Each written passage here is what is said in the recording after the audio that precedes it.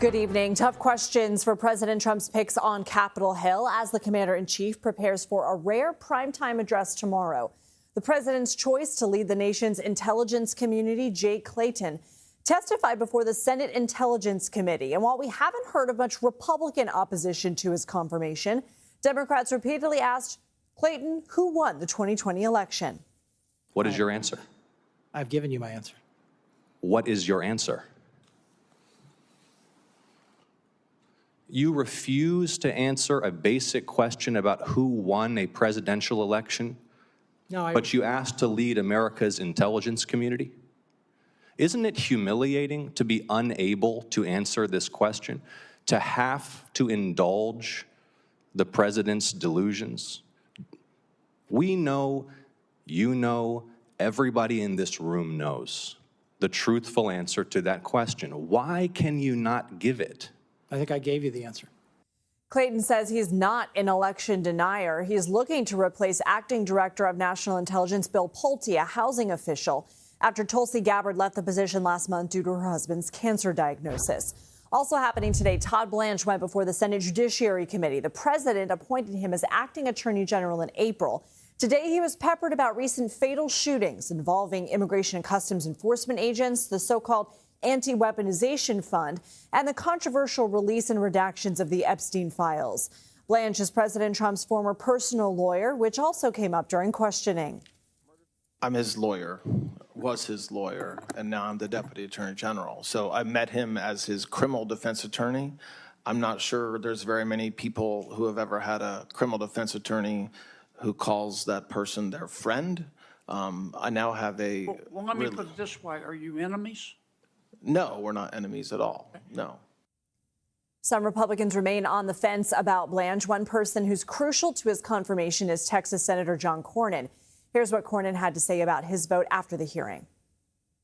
Well, it's been my concern all along. You know, he's as a president's private lawyer. He's now taking on a new role. I want to make sure he understands the difference.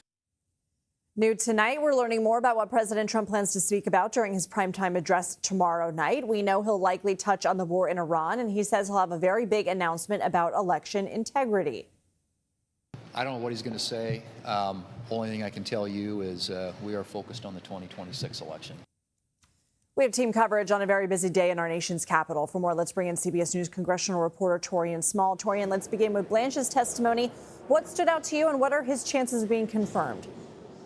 Yeah, Lindsay, I mean, what you hinted there with Senator Cornyn, this wasn't a massive blow-up confrontation, but was a bit measured, and I thought it was instructive, the fact that Cornyn really hammered Blanche down on that anti-weaponization fund, even though Blanche had maintained for a couple of weeks now that that fund is effectively dead, that the administration would not pursue it, and the Justice Department also would give up on that. Cornyn read from the language of the settlement, the legal language that stated that there has to be a written modification in order for that to go through.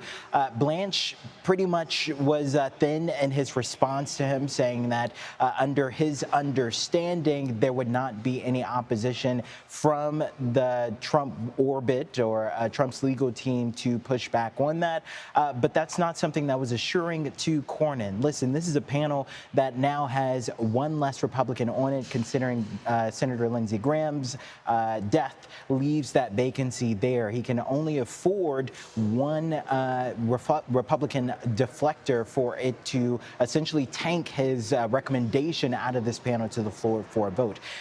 Cornyn addressed that and said that while he wasn't necessarily sure that would dispel or spell disaster for a full floor vote, he did say and recognize this very thin majority that Republicans have in the Senate is crucial for Blanche to assuage any concerns among his Republican colleagues in order for him to find a pathway to him essentially or to him eventually becoming that Attorney General.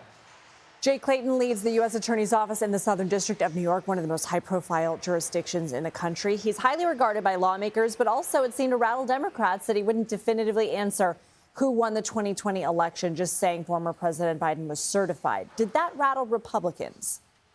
Well, Lindsay, no Republican yet has expressed concerns or reservations about his answer to that question that Democrats kept pressing him on. It was not just Senator Warner, it was Senator Ossoff. There were several other senators who repeatedly asked him the same prompt. Did Joe Biden win the 2020 election? To which Clayton responded that he was certified, but was very, again, careful about using language he won, which was one note that Democrats made repeatedly, that these recent Trump appointees refuse to acknowledge President Biden's win.